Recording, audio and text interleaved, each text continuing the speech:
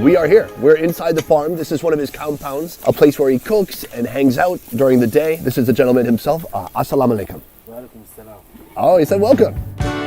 Meet Ahmed, a villager who's dedicated his life to the sun, wind, and sands of the desert. This is fantastic. I'm so excited to be here because we're going to see a very unique way of life, and it starts here with his breakfast. Render down lamb fat in a blazing hot wood fire. Then add tomato. Then green bell pepper. Season with salt, pepper, cumin, and cook until a sauce forms. That is dish 1. In the second dish, he has the same vegetables, but he adds one ingredient I've never seen before. Come take a look. This round-shaped biscuit is called kishk, an Egyptian ethnic food that's been eaten for thousands of years. It's super hard. It's basically a fermented wheat milk mixture that's been sun-dried until it's dehydrated and hard. It's so interesting. It's super hard, grainy, but it has a cheesy taste to it too. Have you ever left cheddar cheese out on the counter for too long and it's dried out a little bit, but you ate it anyways because you're an animal like me? It tastes a little bit like that. And so of course, he doesn't eat it like this. He mixes it in with these other vegetables. It's gonna kind of rehydrate it, bring it back to life, and we're gonna see what that tastes like pretty soon. I'm excited. Break the kishk into smaller chunks, then cook with tomato and green bell pepper. Season with salt, pepper, sugar, and cumin. Now, a third dish is being prepared by Ibrahim. I am here with Ibrahim. He's also making some breakfast too. This is fool. Oh, he wants to feed me already. All right, thank you. Oh, it's good. Yafet. Tasty.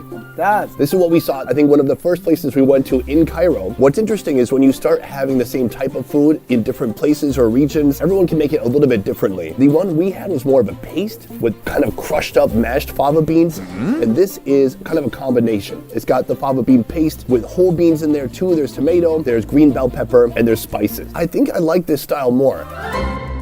Good morning.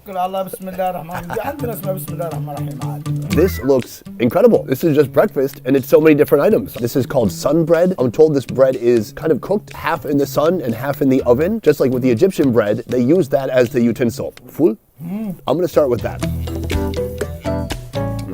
How do you say delicious? لذيذ. Ladith. I'm gonna work my way up to the kishk, but this one is shamak mountain. That's outstanding. It's like the world's best marinara sauce. The sun bread is awesome. It's like half stale, half crispy, but it's the perfect vehicle for all these foods. What's your favorite thing here? All the gifts from God are good. Good answer. This is the one I've been wanting to try, the kishk. It tastes a little bit cheesy when I had it in its raw form. Let's try it out now.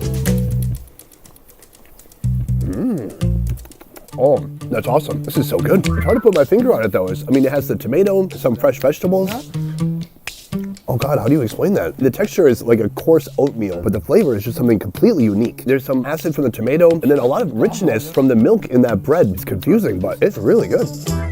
Is this a normal breakfast? Is this how you'd usually start out your day? Alhamdulillah. So I noticed there's no meat here. Do you have a meal where you usually eat meat? Lunch.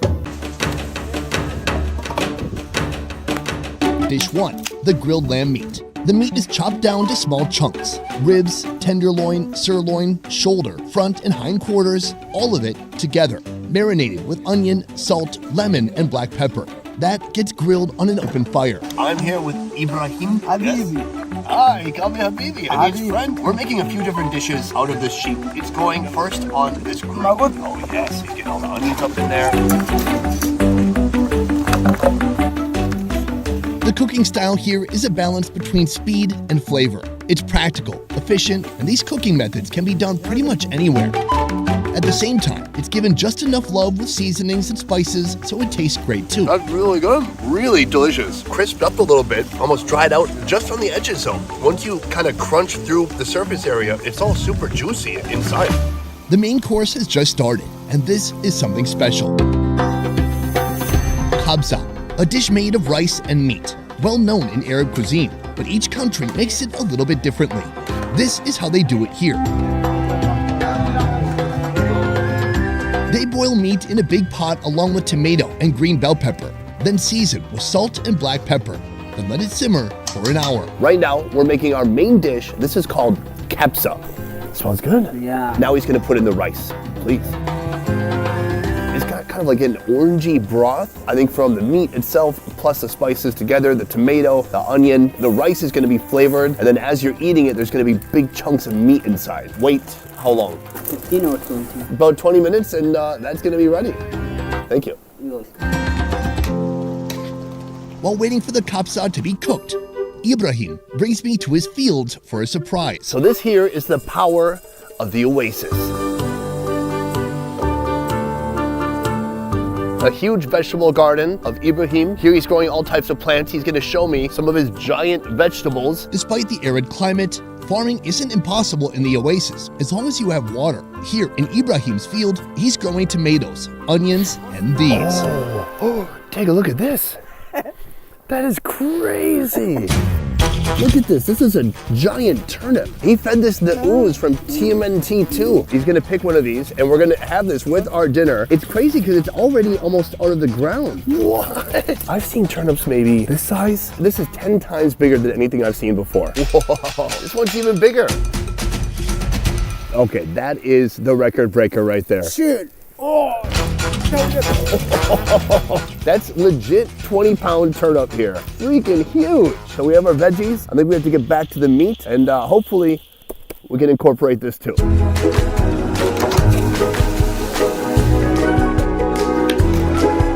This is an incredible spread we have here. The culmination of many people's effort coming together in one big meal. All